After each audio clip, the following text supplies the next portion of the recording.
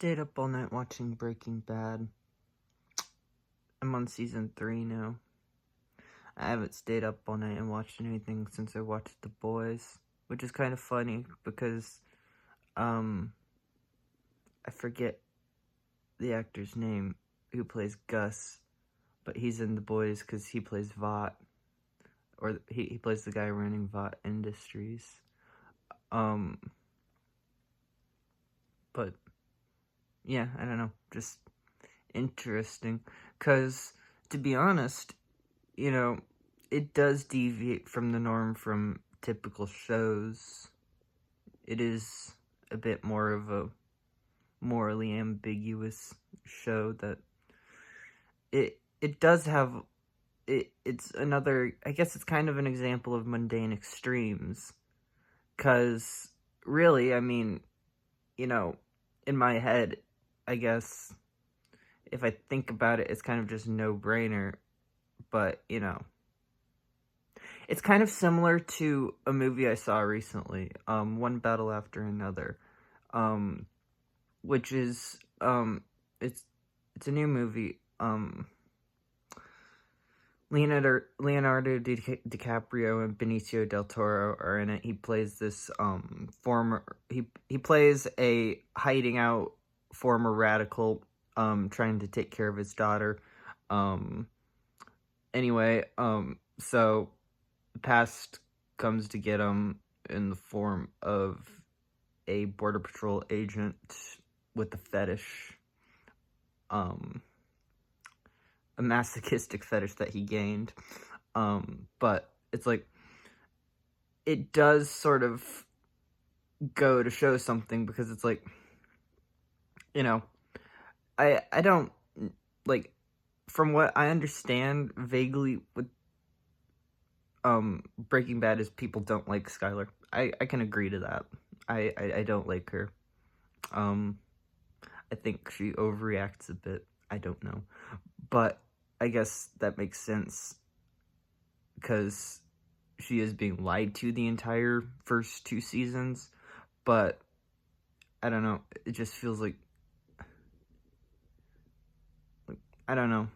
It just feels like she jumped to a lot of conclusions, though. I don't know.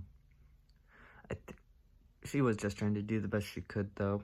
I guess that makes sense. But at the same time, it's like, but I'm only on season 3, episode 5 right now. But it's like, it goes, it's like it encapsulates something, because this is something I was hearing on Mother Country Radicals, which is a podcast, with Bill Ayers and Bernadine Dohrn from Their Child, and it goes over, the sort of effects that their upbringing had and stuff, and it's, like, interesting, but, and, I don't know how you're really supposed to do that, though I can just, like, it's like, there's certain things that, it's just kind of like, well, this, and this, I guess, I don't know, but maybe that's just personal sentiment based on understanding, but I don't know, it just feels like a lot of this, I'm not trying to, I guess it just doesn't exist in a vacuum. It's like, all these, it's all kind of similar, but anyway, the interesting part was that I stayed up all night watching a movie, a TV show, which I don't normally do, and that show has some pretty morally ambiguous qualities that will actually make people question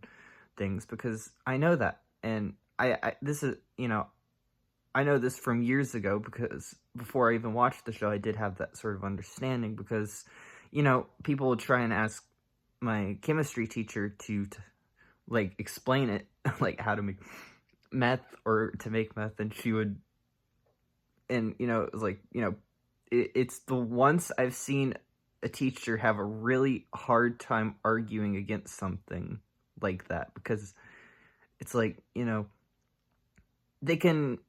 can use as much legal argument as you want, but, the whole idea of facts over feelings is so stupid, because, feelings are just something completely of their own, they don't, they operate almost independently to that, regardless of what the logical or actual reality is. I won't say logic, because I think logic is just mental masturbation at this point for the most part. I mean, common sense from the species that made nuclear weapons. You know, Great Filter is a very present phenomenon, I think.